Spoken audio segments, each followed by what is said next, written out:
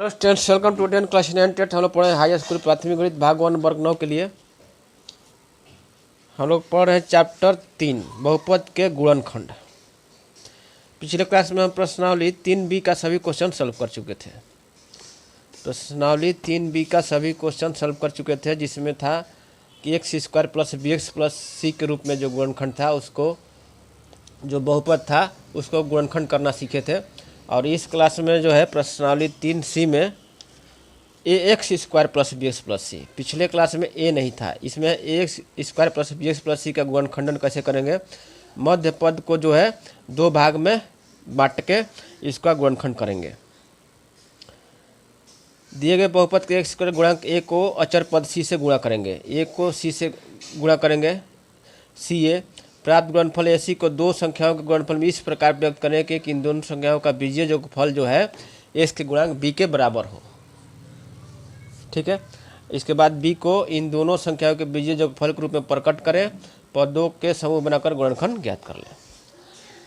इसमें क्या है कि सी और ए का गुणनखंड करेंगे, और जो सी और ए का गुणनफल करेंगे, गुणा करेंगे, सी और ए को गुणा करेंगे, और जो गुणनफल आएगा, गुणनफल जो आएगा सी ए, उसको दो ऐसे खंडों में बांटेंगे, दो ऐसे खंडों में बांटेंगे ताकि जो गुणनफल जो है दोनों खंडों का गुणनफल सी ए के गुणनफल के बराबर होना चाहिए, और दोनों खंडों का जो जोगफल होना चाहिए वो मध्य पद के गुणांक के बराबर होना चाहिए।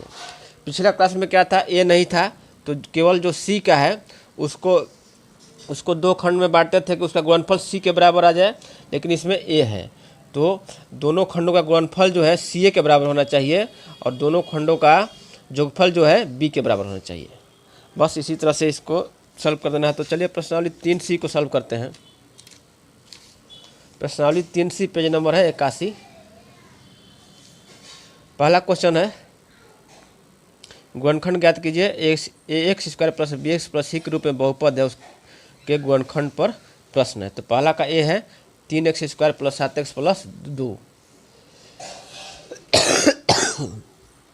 हाँ, तो यहाँ पर देखिए ए और सी 3 गुना 2 करेंगे तो कितना हो जाएगा 6। 6 को दो भागों में बांटना है ताकि जो है यहाँ पर सी है 2 और ए है कितना 3 है, तो ए और सी किए तो 3 दूनी क्या 6 आ गया। तो इसको दो खंडों में इस तरह से बांटना है कि जो गुणनफल जो है 6 के बराबर होना चाहिए और जोगफल जो है 7 के बराबर होना चाहिए। तो इसको 6 और 1 को दो खंड में बांट देंगे तो गुणनफल 6 के बराबर हो जाएगा और जोगफल जो है 7 के बराबर हो जाएगा। तो इस तरह से लिख सकते हैं 3x square plus 6x plus x plus 2।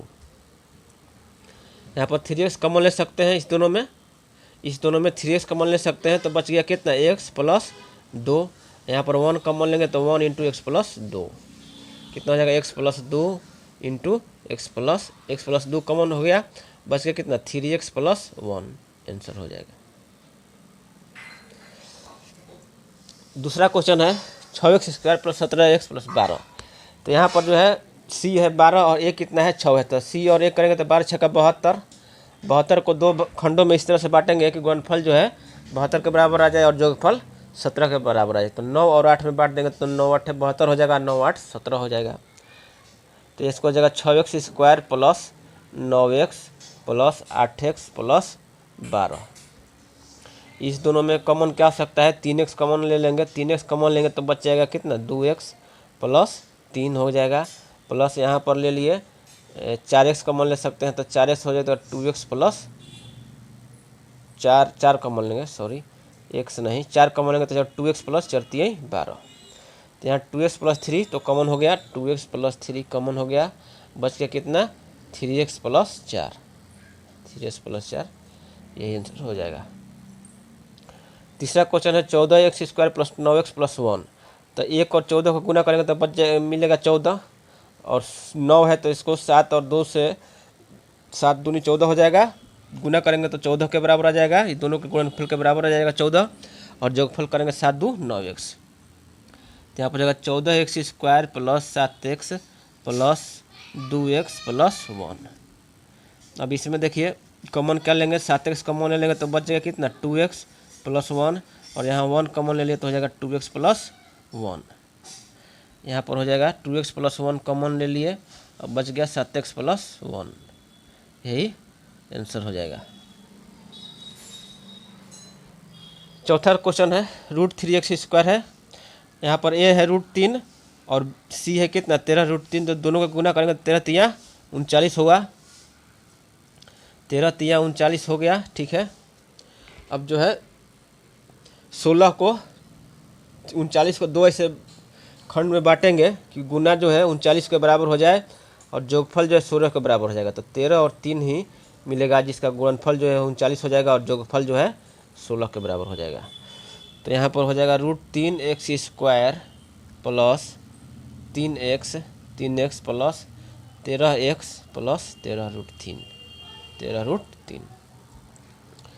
13 वाले को 13 वाले के पास रख देंगे और 3 वाले को √3 के पास, ताकि आसान हो जाएगा। तो इसमें देखिए √3x² है प्लस 3x, तो इसमें कॉमन क्या ले सकते हैं, तो √3x कॉमन ले सकते हैं। तो यहाँ पर क्या बच जाएगा √3x प्लस यहाँ पर हो जाएगा √3 गुना 3x प्लस यहाँ पर 13 कॉमन लेंगे तो क्या हो जाएगा x प्लस √3 यहाँ पर देखिए √3x² है तो √3x कॉमन ले लिए तो यहाँ पर केवल x बचेगा ना, सॉरी x प्लस केवल x बच जाएगा, तब √3x² हो जाएगा प्लस √3x गुना √3 गुना √3 3x हो गया। तो यहाँ पर हो जाएगा x प्लस √3 आपका कॉमन हो गया, x प्लस √3 कॉमन हो गया और बच गया कितना √3x प्लस 13, तो यही आंसर हो जाएगा। दूसरा है, अब माइनस वाला दे दिया 3x - 10x + 8, तो यहाँ पर गुना करेंगे 8 3 का 24। ठीक है, AC का गुणनफल आ गया 24, इसको 2 बराबर भाग में बांटना है ताकि उसका जोगफल जो है -10 के बराबर आना चाहिए। तो 6 चौक का 24 होता है, तो -6 और -4। ठीक है, -6 और -4 को लेंगे तो गुणनफल 24 के बराबर हो जाएगा प्लस 24 के बराबर हो जाएगा और जो जोगफल हो जाएगा -10 के बराबर हो जाएगा। तो यहाँ पर 3x² - 6x - 4x + 8, यहाँ पर 3x कॉमन ले लेंगे तो हो जाएगा x हो जाएगा कॉमन -2 -4 यहाँ कॉमन लेंगे तो हो जाएगा x - 2 कॉमन हो गया और 3x - 4 बच जाएगा, आंसर हो जाएगा इसका 4a² - 20a + 9।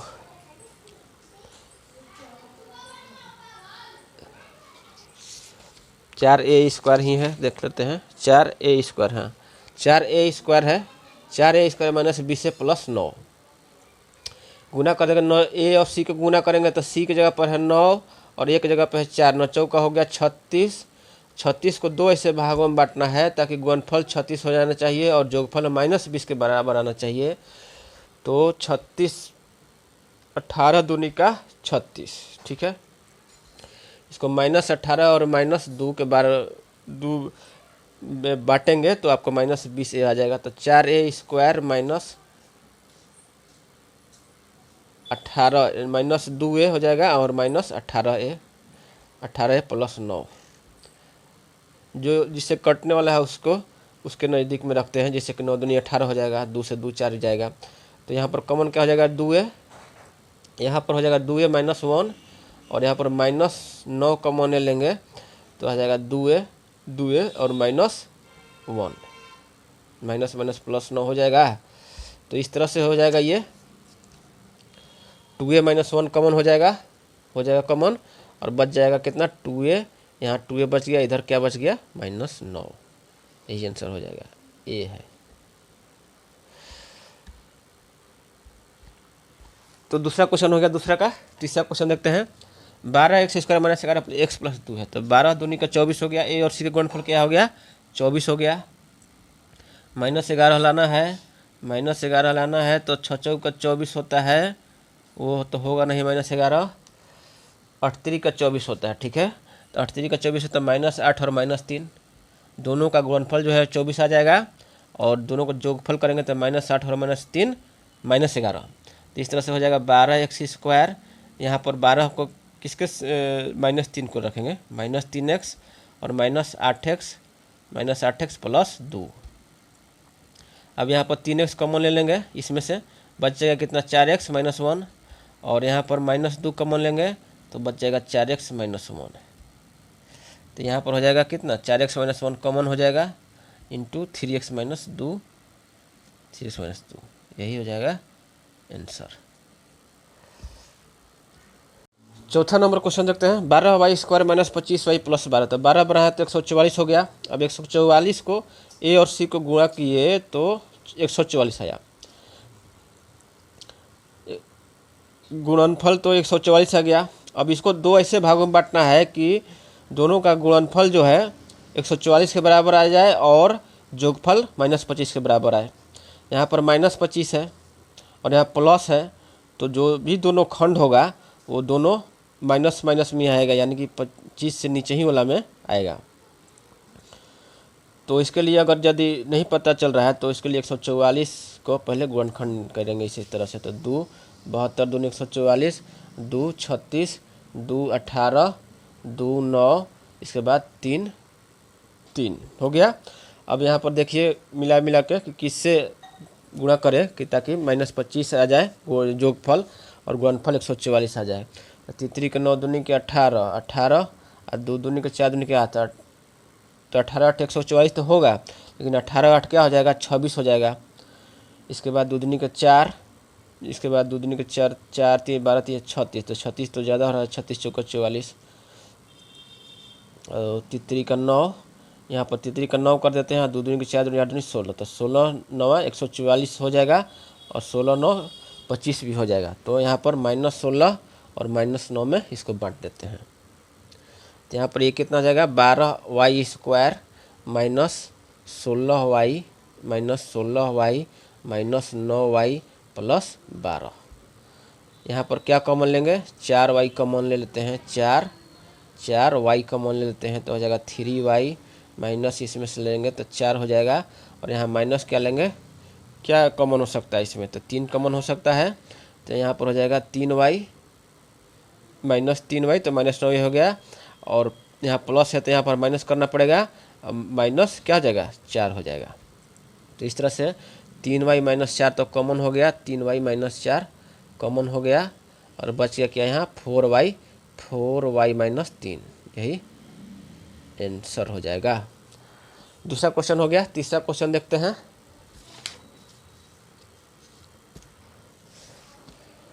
तीसरा क्वेश्चन है 8x² माइनस 10x माइनस 3, सभी का गुणनखंड नहीं करना है। देख लीजिए एक बार किताब में, गुणनखंड ज्ञात कीजिए, इसके बाद सभी क्वेश्चन लगातार से हैं। तीसरा क्वेश्चन है आपका, तीसरा का पहला है 8x² प्लस 10x माइनस 3।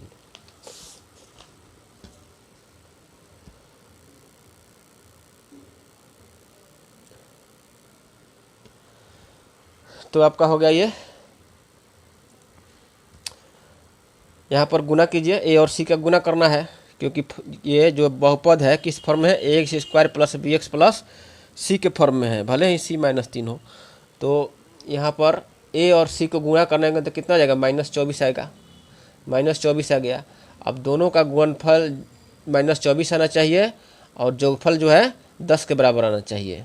तो -12 प्लस 12, क्योंकि प्लस 10 है, +12 और -2, +12 और -2 रखेंगे तो गुणनफल आ गया -24 और जोगफल कितना आ जाएगा +10 आ जाएगा। मध्य पद के गुणांक के बराबर आ जाएगा जोगफल। तो बस 8x² plus 12x minus 2x मिल के हो गया 10x, मध्य पद को तोड़ दिए 2 भाग में और ये हो गया -3। यहाँ पर कॉमन क्या ले सकते हैं, 4x कॉमन ले सकते हैं, बच गया 2x प्लस 3। यहाँ पर लेंगे -1, कोई कॉमन नहीं है तो 2x प्लस 3। यहाँ पर क्या हो जाएगा 2x प्लस 3 कॉमन हो गया और बच गया क्या 4x माइनस 1, आंसर हो गया, पूरा आंसर हो गया। अब जो है बी दूसरा क्वेश्चन है तो -2 और 2 -4 हो गया, -4 हुआ, ठीक है। -4 को किस 2 खंड में बांटे ताकि उसका जोगफल 3 के बराबर आना चाहिए और गुणनफल जो है -4 के बराबर आना चाहिए। तो 4 हो जाएगा 1 4 और -1, ठीक है। इसका जो गुणनफल करेंगे तो -4 आएगा और जोगफल करेंगे तो 3 आ जाएगा, ठीक है। तो यहाँ हो जाएगा 2x² plus 4x minus x minus 2, -1 की जगह -x 4 यानी कि 4x।